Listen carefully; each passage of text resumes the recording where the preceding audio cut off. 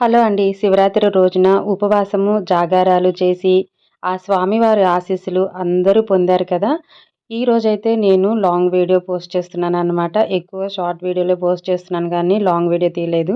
అది కూడా కాకుండా నిన్న నేను షార్ట్ వీడియో తీశాను. అక్కడ ఇంట్లో పూజ చేసుకొని, ఇక గుడి వరకు వెళ్ళిన వరకైతే షార్ట్ తీశాననమాట. ఇది వచ్చేసి ఈవినింగ్ టైంలో.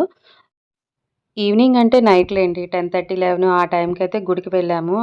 ఆ టైంలో వెళ్తే ఏంటంటే కళ్యాణము చూడొచ్చు. ప్రభలు కూడా తీసుకొస్తారు కాబట్టి, ప్రభలు కూడా చూడవచ్చు అని చెప్పి ఆ టైంలో వెళ్ళాము. నేను మా పక్కింటావిడ కలిసి వెళ్ళాము. ఇక ఇంట్లో ఎవరు రాలేదులెండి. అమ్మాయి చిన్న బాబు కదా! తనకైతే రావటానికి కుదరదు. ఇంక మా వారు వీళ్ళంటారా ఇక మ్యాచ్ వస్తుంది కాబట్టి వాళ్ళంతా టీవీకి అతుక్కుపోయారనమాట. సో, నేను మా పక్కింటావిడ కలిసి కళ్యాణం చూద్దామనైతే వెళ్ళాము. మేమెళ్ళే టైంకే కరెక్ట్‌గా ప్రభలు అలా వస్తూ ఉన్నాయి. మేము వెళ్ళి ఇక ఫుల్ అయిపోయిందనమాట గుడి మొత్తము. ప్లేస్ ఎక్కడా లేదు. కొంచెం సేపయితే నుంచున్నాము. ఈవినింగ్ టైంలో స్వామివారి దర్శనం కోసం వచ్చి, ఇంకా అలాగే కళ్యాణం చూడటం కోసం అంటే స్వామివారి కళ్యాణం చూడటం కోసం అలాగే వచ్చి కూర్చున్న వాళ్ళు గూడా ఉండిపోతారు గదా! మొత్తం అయితే చాలా అంటే చాలా ఫుల్ అయిపోయింది. నుంచుంటానికి ప్లేస్ తప్ప ఎక్కడ కూర్చోటానికి ప్లేస్ లేదు. అంటే చైర్స్ వేశారులెండి. అంతా చైర్సే కింద కూర్చునే విధంగా అయితే లేదు. అంత గుడి చాలా బాగా అలంకరించారు. ఈ మండపం వచ్చి చూయించటానికి అస్సలు వీలు పడతలేదనమాట. దూరం నుంచి తీయటం కదా! జూమ్ చేసినా కూడా ఎక్కువ బ్లర్‌లాగా కనిపిస్తుంది. సో, వచ్చినంత వరకే వీడియో తీశాను.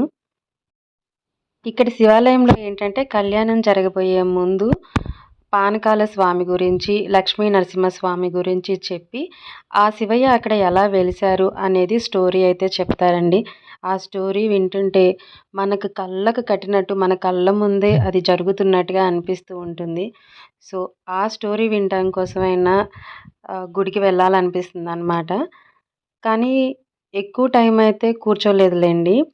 2 గంటల వరకైతే ఉన్నాము. మేము ఇంటికొచ్చేసరికి 2:30 అయిపోయింది. ఎందుకంటే నాతో పాటు మా పక్కింటి లక్ష్మి గారొచ్చారు కదా! వాళ్ళ బాబుని తీసుకొచ్చారు. మళ్ళీ మార్నింగ్ లేసి వాళ్ళు స్కూల్‌కి వెళ్ళాలి కదా!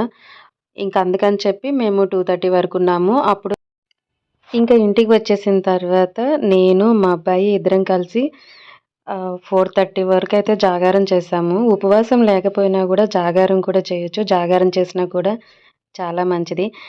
కాకపోతే మాకు ఈసారి ఉపవాసం లేకపోయేసరికి మాకు ఏదోలాగా అంటే శివరాత్రి పండగలాగా అన్నట్టుగా అనిపించలేదు. మా అమ్మాయి కూడా అదే మాట అనింది. ఇంక తర్వాత 7 కల్లా స్నానం అవన్నీ చేసేసి పూజ చేసుకున్నాననమాట. సో, ఇదేనండి ఈరోజు నా వీడియో. నా వీడియో కనుక మీకు నచ్చినట్టయితే లైక్ చేయండి, షేర్ చేయండి. అలాగే మన ఛానల్‌ని సబ్స్క్రైబ్